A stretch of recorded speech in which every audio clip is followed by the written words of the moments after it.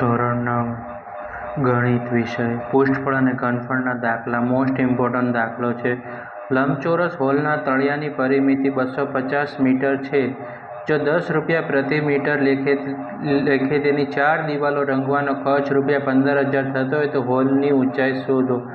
સૂચનામાં કહી દીધું છે કે 4 દિવાલનું ક્ષેત્રફળ બરાબર પાર્શ્વ પૃષ્ઠફળનું ક્ષેત્રફળ થાય.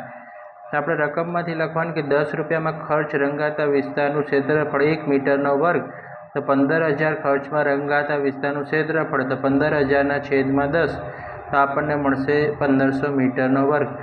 4 દિવાલનું ક્ષેત્રફળ તો 1500 મીટરનો વર્ગ, પાર્શ્વ પૃષ્ઠફળનું ક્ષેત્રફળ એટલે 1500 મીટરનો વર્ગ, તળિયાની પરિમિતિ ગુણ્યા ઊંચાઈ એટલે 1500 મીટરનો વર્ગ, તળિયાની પરિમિતિ 250 મીટર ગુણ્યા ઊંચાઈ 1500 મીટરનો વર્ગ, ઊંચાઈ બરાબર 1500/250 મીટર, તો ઊંચાઈનો જવાબ આવશે 6